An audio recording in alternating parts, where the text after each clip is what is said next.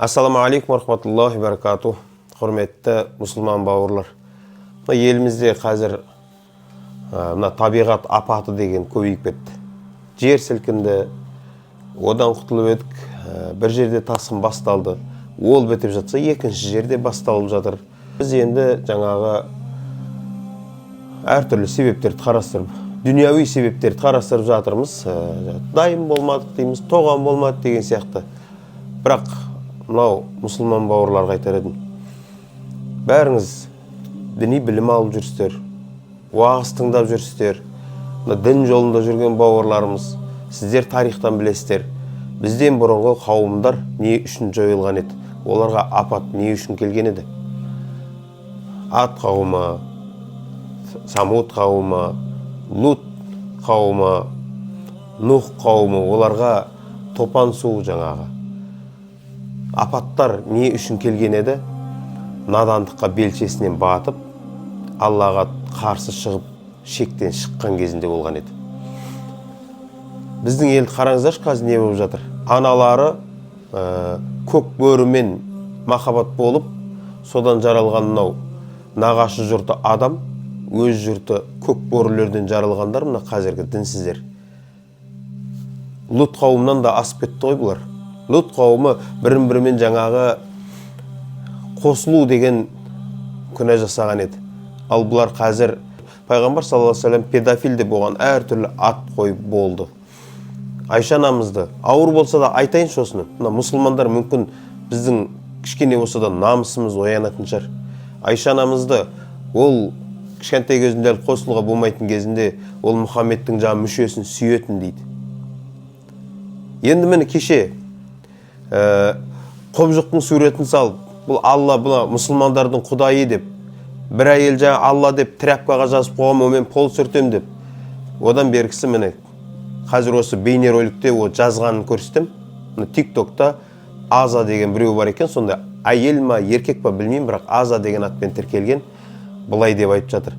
Жігіттер, негізі айтуға ұят, бауырлар, бірақ сіздер осын көрсінші деп әти айтып жатырмын да. Не дейді?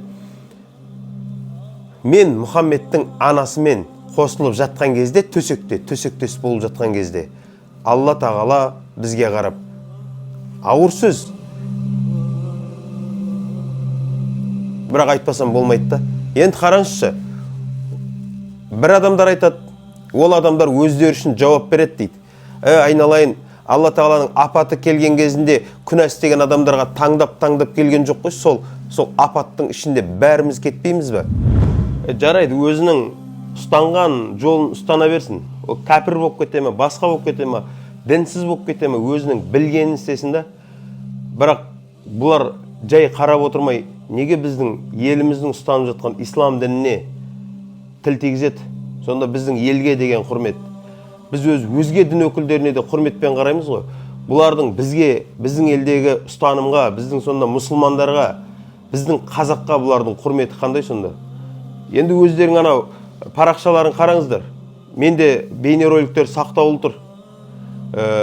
Абайың кім? Міне біз мектептерде Абай атамызды Шәкәрім Құдайбердіұлы, Ыбырай Алтынсарин жайлы мақтап аталарымыз деп айтып жатырмыз.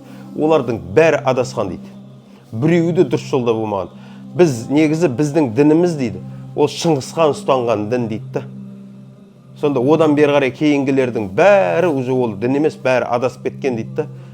Бұлар қазаққа жайнашып тұрған адамдар емес қой бұлар. Енді мысалы мынау мұсылмандар, дін жолында жүргендер, дін қызметінде жүргендер. Жалпы біз өзі дінді тек ұстануымыз керек па, жоқ біз дінді қорғауымыз керек па? Және біз дінді қай кезде қорғауымыз керек, айтыңыздаршы. Бұдан артық енді не бар ауыр? Бұл кезде қорғамасақ, бұдан ауыр нәрсе жоқ шығар. Аллаға, пайғамбар саллаллаху алейхи ва саллямға, оның отбасына осындай сөздер тигізіп жатқан кезінде сабырлық етіп отырсақ, бұл біздің иманымызға сын шығар. Қалай ойлайсыздар?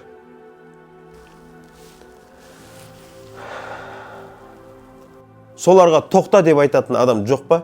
Сонда ауыр сөз, бізде міне имамдарымыз бір қате сөз айтса, бүкіл халықтан шығып кешірім сұрап жатыр ғой.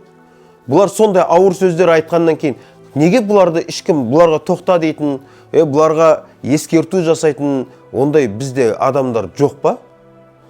Соншалықты мұсылмандар соншалықты төмен болып кеткенбіз ба сонда?